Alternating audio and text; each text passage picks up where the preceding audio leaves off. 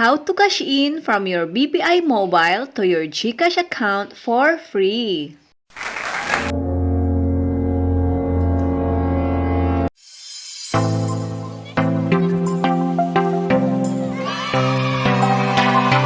Hello witty friends! Welcome back to our channel! Happy New Year to each and every one of you! Cheers to a happy, healthy, and abundant 2023! It's a new year, so let's start a new tutorial to leverage our knowledge. It's a good news pa rin mga witty friends kasi ngayong 2023 ay free charge pa rin ang transfer fee ng BPI to Gcash.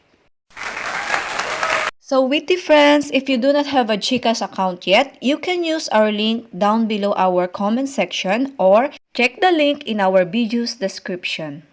So if you want to save transaction fees, particularly the 2% cash in charge, all you need to do is to follow our step-by-step guide.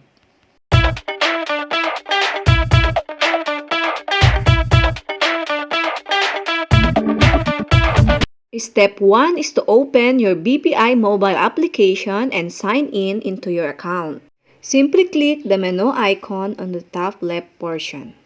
Step 2 is to tap the payments or load on the menu. Then step 3 is to select the load e-wallet.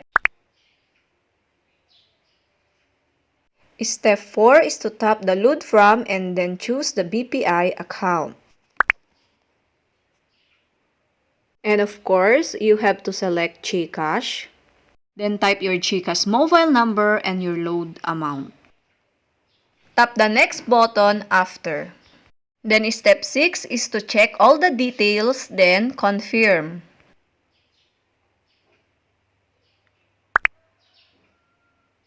Step 7 is to key in your mobile key to approve and tap submit.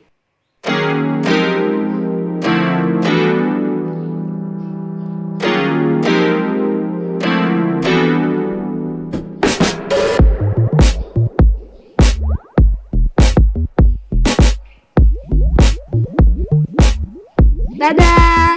Load e-wallet was successful. Nandyan na po yung confirmation number, yung date, at saka yung time. Upon successful loading ay may marireceive po tayong text from Gcash na nadagdagan na ang ating e-wallet balance. To counter-check ay mag-login na rin tayo sa ating Gcash account. So ayan, nakikita natin, refresh lang natin. Nadagdagan na ang ating Gcash e-wallet balance. Kung gusto nyo naman pong i-enroll ang BPI account nyo to Gcash ay pwede po. Ang advantage nun kapag nakalink na yung account mo is hindi mo na kailangang buksan yung BPI account para mag-cash in sa Gcash. So step 1 is to open your Gcash account, then click cash in. Select BPI in the bank section. Tap enroll now. Log in to your BPI mobile.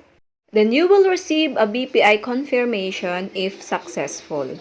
Ayan witty friends, sana ay makatulong ang isa na namang tutorial na ito para makasave kayo ng transaction fees.